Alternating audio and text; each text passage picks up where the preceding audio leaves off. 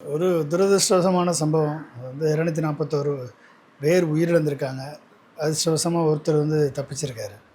இப்படிப்பட்ட அதாவது விமான விபத்துன்றது வந்து அரிதினும் அரிதானது. லேசா விமான விபத்து நடக்காது. ஆனால் ட்ரீம் லைனர் B787 வந்து ரொம்ப அட்வான்ஸ்டு ஃபீச்சர் கொண்ட ஏர்க்ராஃப்ட். எல்லாத்துக்குமே ரிடண்டன்சி இருக்குது. எல்லா சிஸ்டமுமே வந்து ட்ரிபிள் டைம் ரிடண்டன்சி சென்சார்ஸ் உள்ள systems, automated system, automated flight control system, இப்படி பல்வேறு அட்வான்ஸ் ஃபீச்சர்ஸை கொண்ட சிஸ்டம் தான் Boeing 787 dream liner. Last week கூட நான் அதே ஃப்ளைட்டில் தான் டெல்லியிலேருந்து சென்னைக்கு வந்தேன். போகும்போதும் நார்மல் இண்டிகோ ஃப்ளைட்டு, வரும்போதும் ஏர் இண்டியா ட்ரீம் லைனரில் தான் வந்தேன் நான்.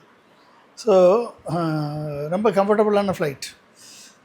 இது டேக் ஆஃப் ஆன கொஞ்ச நேரத்தில் 3 மினிட்ஸ்லேயே அது ரிக்வயர்டு ஸ்பீடும் ரிக்வயர்டு லிஃப்ட்டும் கிடைக்காம அது வந்து கிளைம்ப் அப் பண்ண முடியாமல் கீழே விழுந்து மேடேன்னு சொல்லி பைலட் அனௌன்ஸ் பண்ணால் என்ன அர்த்தம் அப்படின்னா, அதான் லாஸ்ட், கிராஷ் ஆக போகுது, தப்பிக்க வழி இல்லை அப்படின்னு வரும்போது தான் மேடேன்னு சொல்லுவாங்க.